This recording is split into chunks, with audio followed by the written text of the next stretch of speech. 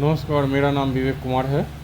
मैं सहरसा के MLT college में इतिहास विभाग में सहायक प्राध्यापक के पद पर कार्यरत हूँ। आज की इस ई लर्निंग कक्षा में आप सबों का स्वागत है। आज की इस ई लर्निंग कक्षा में हम लोग इतिहास विषय के प्राचीन भारतीय इतिहास खंड से हर्षवर्धन नामक शासक का मूल्यांकन करेंगे। जैसा कि आप सब लोग पिछली कक्षा में भी पढ़ चुके हैं, सुन चुके हैं, पिछली कक्षाओं में भी हर्षवर्धन के साम्राज्य विस्तार और प्रशासन के ऊपर हम लोग चर्चा किए थे।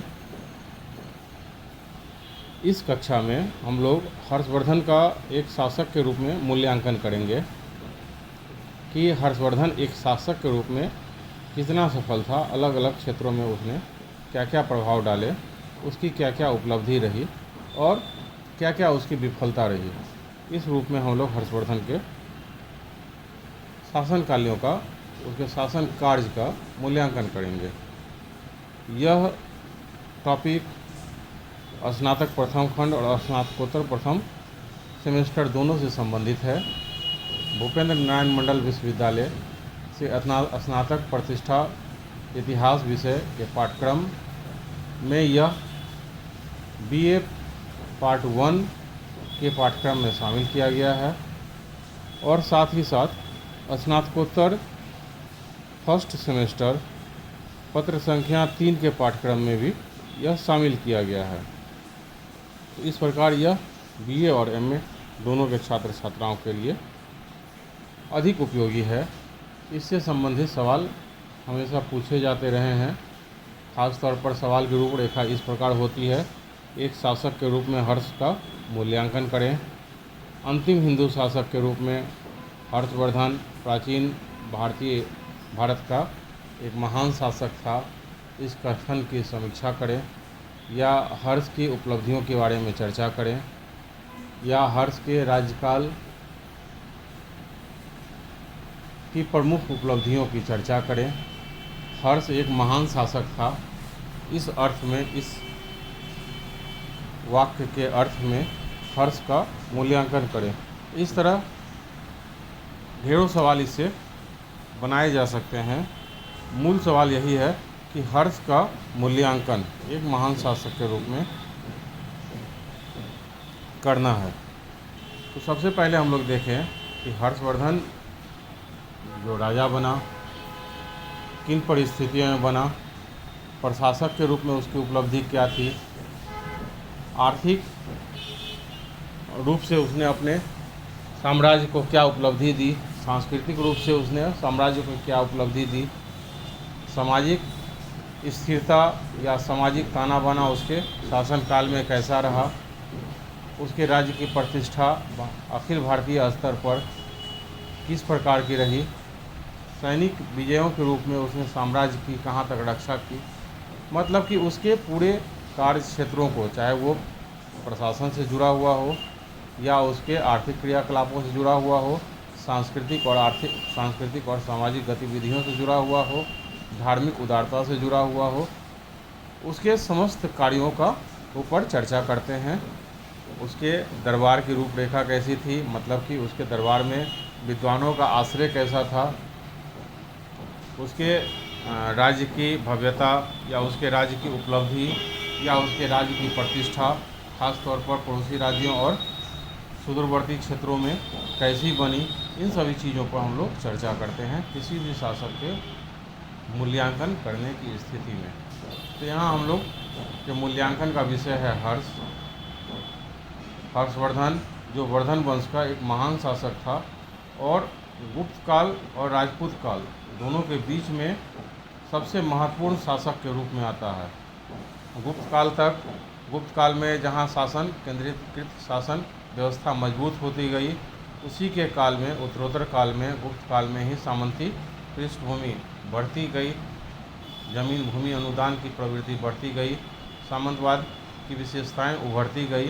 तो वहाँ से लेके राजपूत काल तक इस कार्य अवधि के दौरान, इस काल अवधि के दौरान हर्षवर्धन सबसे महान राजा के रूप में दिखता है। गुप्त साम्राज्य के विघटन के पश्चात भारत में राजनीतिक एकता समाप्त हो गई थी। वह राजनीतिक एकता पुनः हर्षवर्धन के समय ही देखने को आती है कि वह महता राज्य को केंद्रीय प्रशासन की वह महत्ता पुनः हर्षवर्धन के राज्यकाल के दौरान ही फिर से उपस्थित होती है। उसके राज्य क्षेत्र का विस्तार के रूप में देखें तो उसके राज्य क्षेत्र उत्तर भारत के एक बड़े हिस्से को घेरे हुए है। मतलब उसके राज्य क्षेत्र का विस्तार उत्तर भारत के बहुत बड़े हिस्से को घेरे हुए है। राज्य समुचित रूप से मजबूत है, पर्याप्त है। सांस्कृतिक रूप से उसकी राजधानी कन्नौज भारत में सबसे प्रतिष्ठित राजधानी के रूप में अपनी प्रतिष्ठा अर्जित कर चुकी है। विद्वानों के जमावड़े के रूप में, धार्मिक क्रियाकलाप, धार्मिक सहिष्णुता के मामले में, दान पुण्य के मामले में, इन सभी मामलों में उसकी राजधानी कन्नौज जो है वो तत्कालीन भारत के सबसे समृद्ध शहरों में सबसे प्रतिष्ठित राजधानी के रूप में अपनी प्रतिष्ठा अर्जित कर ली है।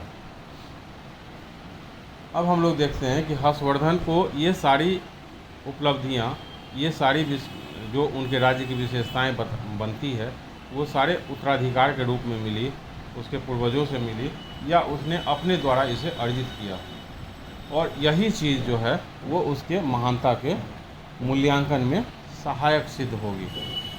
हर्षवर्धन जब राजा बना तो उसकी आयु केवल 16 साल थी। राज्य पूरा छिन्न भिन्न था। उसके और उसके बहनोई का राज्य दोनों पर बंगाल के शासक शशांक ने आक्रमण किया था और उसे छिन्न भिन्न कर दिया था। दोनों राजा विहीन हो गए थे। दोनों के शासकों को मार दिया गया था। गद्दी का कोई दावेदार नहीं था। प्रजा त्राहिमाम कर रही थी। राज्य के अंदर डर और निराशा का भाव पनपा हुआ था। कोई उत्तराधिकारी नहीं था जो राज्य को संभाल सके। प्रशासनिक व्यवस्था, आर्थिक व्यवस्था लड़खड़ा चुकी थी। आक्रमणकारियों ने राज्य को न केवल राजा विहीन कर दिया बल्कि उसके प्रतिष्ठा पर भी चोट पहुंचाई, उसके अस्थायित्व पर भी चोट किया। और इसमें बंगाल और उसके पड़ोसी राज्य असम के राजा का भी सहयोग मिला। उसके द्वारा इन दोनों राज्यों ने हर्षवर्धन और उसके बहनोई दोनों के राज्य को तहस नहस कर डाला। इसके ऊपर से प्रभाकर वर्धन की मृत्यु, ग्रह वर्मा की मृत्यु, राजश्री का राज्य से बाहर निकल जाना, राजवर्धन की हत्या, ये सारी चीज़ें, ये सारे अनिश्चितता के बादल राज्य पर मंडरा रहे थे। इन परिस्थितियों में हर्षवर्धन धैर्य और योग्यता का परिचय देते हुए धीरे धीरे इन सभी आपदाओं का सामना किया और न केवल अपने पैतृक राज्य की रक्षा की बल्कि उसे एक साम्राज्य के रूप में विकसित कर दिया। एक विजेता के रूप में अपने पड़ोसी राजाओं के ऊपर अपना आधिपत्य स्थापित किया और न केवल अपने राज्य की रक्षा की बल्कि उस राज्य का उत्तर भारत के बहुत बड़े हिस्सों में विस्तार कर दिया। वो भी उस समय जब उसकी आयु केवल 16 वर्ष थी। जब वो गद्दी पर आया था तो राज्य की स्थिति डवाडोल थी। राज्य जो था वह भय की अवस्था में राज्य के लोग जी रहे थे। न कोई दावेदार था। निराशा और अराजकता के बादल छाए हुए थे। तो यहाँ हर्षवर्धन अपनी महानता सिद्ध करता है, अपनी योग्यता सिद्ध करता है और वह एक विजेता के रूप में, एक कुशल प्रशासक के रूप में अपने आप को स्थापित करता है। विजेता के रूप में न केवल उसने अपने राज्य की रक्षा की बल्कि अपने अगल बगल के पड़ोसी राज्यों को भी जीता और सुदूरवर्ती क्षेत्रों को अपने प्रभाव में ले आया। जैसे नेपाल, कश्मीर, सिंध वगैरह के राजा उसके मित्र बन गए। कामरूप के राजा उसके मित्र बन गए। शशांक के मरने के बाद उत्तर बिहार के बड़े हिस्से को उसने अपने राज्य में मिला लिया। तो सुदूरवर्ती क्षेत्र उसके मित्रवत व्यवहार करने लगे। जो अगल बगल के अड़ोस पड़ोस के राज्य थे वो सभी सीधे साम्राज्य हर्ष के साम्राज्य में मिला लिए गए। तो एक विजेता के रूप में हर्ष की महानता सिद्ध होती है। एक प्रशासक के रूप में हर्षवर्धन ने अपने राज्य के छिन्न भिन्न हो चुके प्रशासनिक व्यवस्था को सुदृढ़ किया और प्रशासन को मजबूती दी, प्रशासनिक ढांचे को मजबूती दी। गुप्त वंश के पतन के पश्चात जो प्रशासनिक बिखराव देखने को मिल रहा था, गुप्त काल के बाद सबसे मजबूत प्रशासनिक व्यवस्था हर्षवर्धन की ही दिखती है। गुप्त काल के बाद जो पूरी तरह छिन्न भिन्न हो चुकी प्रशासनिक व्यवस्था थी, वहाँ एक मजबूत केंद्रीकृत व्यवस्था हर्षवर्धन के काल में आकर उपस्थित होती है। यह उसके प्रशासनिक सफलता को दर्शाता है।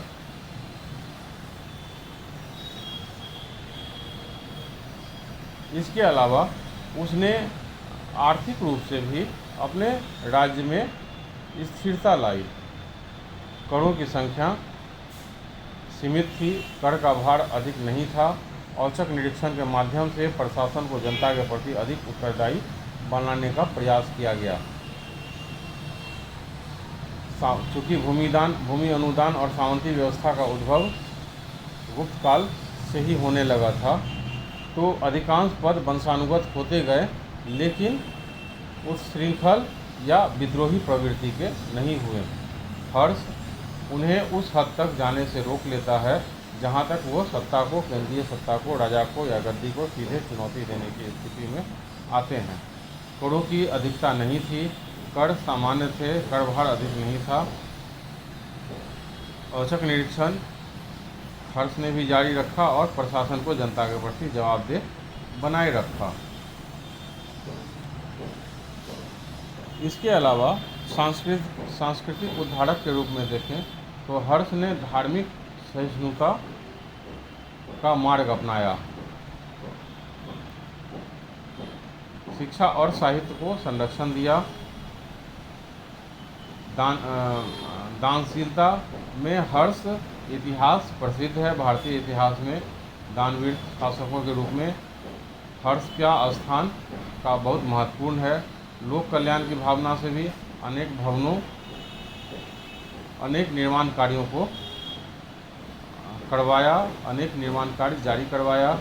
और अशोक के समय जो देखते हैं लोक कल्याण की भावना, शासक का जनता के प्रति कल्याण की भावना, सराय बनवाना, अस्पताल बनवाना, सुरक्षा की व्यवस्था करना, तो वो लोक कल्याण की भावना पुनः हर्ष में, अशोक के बाद हर्ष में दिखता है कि जनता के प्रति शासक अपने आप को जवाबदेह समझता है और लोक परोपकारी कार्य में शासक स्वयं दिलचस्पी लेता है, न कि मंत्रियों को सीधा निर्देश देता है, बल्कि सीधे अपने देखरेख में जनता के बीच, जनता और शासक के बीच सीधा संवाद, सीधा संबंध स्थापित करने का प्रयास करता है। हर्षवर्धन बौद्ध धर्म के प्रति झुकाव रखता है, लेकिन उसने दूसरे धर्मों को भी, ब्राह्मण धर्मों को भी दान दिया, ब्राह्मण धर्मों का भी सम्मान किया और वैष्णव और शैव दोनों पंथों को हर्ष से कोई खतरा महसूस नहीं होता है। हर्ष के बौद्ध होने या बौद्ध धर्म के प्रति पूर्वाग्रह हासिल करने के बावजूद कहीं कोई दूसरे धर्मों में असंतोष नहीं फैलता है, बल्कि राजा जो है वो दूसरे धर्मों के प्रति भी उदार भाव रखता है। इसी प्रकार हर्ष अपने दरबार में विद्वानों को, उसका जो कवि था राजकवि वानभट्ट, वह स्वयं तो श्रेष्ठ रचनाकार था ही, हर्ष भी स्वयं कुछ साहित्यों की रचना की, जैसे नागानंद, रत्नावली, प्रियदर्शिका जैसे नाटकों की रचना की। तो हर्ष एक शासक के रूप में ही अपनी महानता सिद्ध नहीं करता है, बल्कि एक रचनाकार के रूप में, एक सहृदय व्यक्ति के रूप में, एक उदार धार्मिक व्यक्ति के रूप में ये सारी विशेषताएं अर्जित करता है। ये सारी विशेषताएं शासक के अंदर अपनाकर जनता के सामने अपने आप को लोक परोपकारी शासक के रूप में सामने लाता है। तो हर्ष की महानता प्राचीन भारतीय इतिहास में एक महत्वपूर्ण शासक के रूप में हर्ष अपने आप को स्थान दिलवा लेता है। हर्ष अपना एक महान शासक के रूप में अपना स्थान बनाने में हर्ष सफल रहता है। कुछ मामलों में उसकी सफलता के दावे के ऊपर या उसकी महानता के ऊपर कुछ इतिहासकार प्रश्न चिन्ह लगाते हैं, जैसे कि हर्ष के मरने के तुरंत बाद उनका साम्राज्य बिखर गया, या हर्ष के काल में अधिकांश पद वंशानुगत होते गए, या हर्ष की सैनिक सत्ता उसके बाद कायम नहीं रह सकी बल्कि उसके उत्तराधिकारी या उसके बाद के तुरंत बाद के काल में उसका प्रशासन ध्वस्त हो गया, या उसके रचना पर भी संदेह कुछ लोग जताते हैं कि यह हर्षवर्धन की मौलिक रचना नहीं है। लेकिन जिन परिस्थितियों में हर्ष गद्दी पर आया, जिन परिस्थितियों में हर्ष ने सत्ता को अस्थायित्व दिया, राज्य को अस्थायित्व दिया, जिन परिस्थितियों में हर्ष ने अपने साम्राज्य को प्रतिष्ठा दिलवाई, अपने राजधानी को प्रतिष्ठा दिलवाई और सामाजिक असंतोष पर काबू पाने में सफल रहा, यह निश्चय ही उसकी महानता को सिद्ध करते हैं। तो आज के इस कक्षा में चर्चा को यहीं विराम देते हैं। फिर अगली कक्षा में हम लोग नए विषयों को लेकर उपस्थित होंगे। तब तक के लिए धन्यवाद।